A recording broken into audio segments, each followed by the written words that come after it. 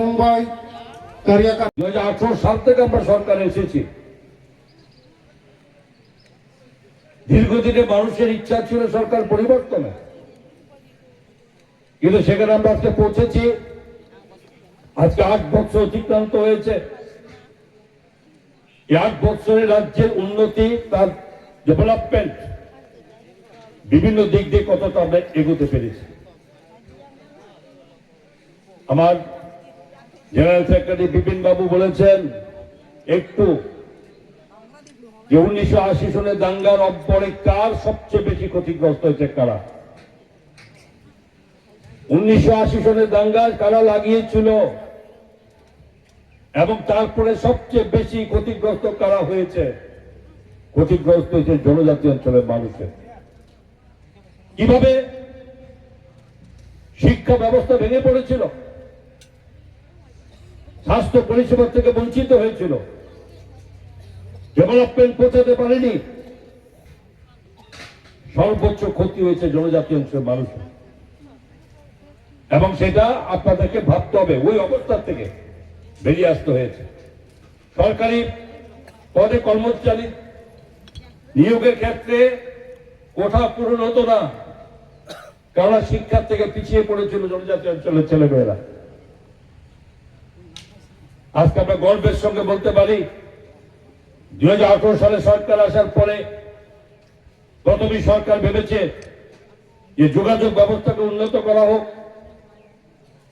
যতটুকু প্রধানমন্ত্রী, তৎকালীন প্রধানমন্ত্রী করেছিলেন, তারপরে আরো কিভাবে যুক্ত করা যায় সেটার উপর নজর দেওয়া হয়েছে। এবং তারপরে শিক্ষা ব্যবস্থাকে, গ্রামীণ অঞ্চলে, জনজাতি অঞ্চলে শিক্ষা ব্যবস্থাকে অগ্রগতি দিতে হবে।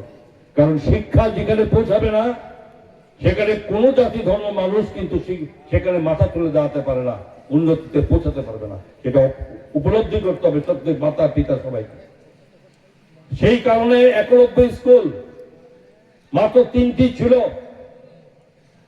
আজকে 21টা 91 স্কুল স্কুল চালু হচ্ছে, কাজ চলছে, হবে।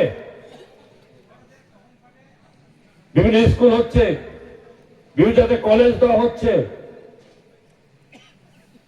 শিক্ষা ব্যবস্থাকে জোরদার করতে হবে এবং তাই আমাদের সরকার মাননীয় প্রধানমন্ত্রীর নেতৃত্বে, সহযোগিতায়, রাজ্যের মাননীয় মুখ্যমন্ত্রী প্রফেসর ডক্টর মানিক শাহের নেতৃত্বে আজকে আমরা শিক্ষা ব্যবস্থা অতটা আমরা আজকে জনজাতি অঞ্চলের সঙ্গে সঙ্গে সারা রাজ্যে আমরা সেখানে পৌঁছাতে পেরেছি। স্বাস্থ্য পরিষেবা ক্ষেত্রে আপনারা সকলে জানেন যে আজকে সেখানে জায়গায় জায়গায় যেখানে সিএইচও সমস্ত তৈরি করা হয়েছে, ডক্টর দেওয়া হচ্ছে যাতে স্বাস্থ্য পরিষেবা মানুষ যাতে না কাউকে অযথা মৃত্যুবরণ করতে হয়, এবং তার জন্য সমস্ত ব্যবস্থা সরকার নিয়েছে। সবচেয়ে বড় কথা যেটা করেছে, স্বাস্থ্য পরিষেবাতে মাননীয় মুখ্যমন্ত্রী ঠিক করেছেন 2023 ফেব্রুয়ারি 15 তারিখে সারা রাজ্যের মানুষকে, যখন প্রধানমন্ত্রী আয়ুষ্মান ভারত যোজনাতে মানুষকে দেখে দেখে নাম দেওয়া হতো, আর আজকে সেখানে আমাদের রাজ্যের মাননীয় মুখ্যমন্ত্রী উনি বলেছেন না, এ রাজ্যের প্রতি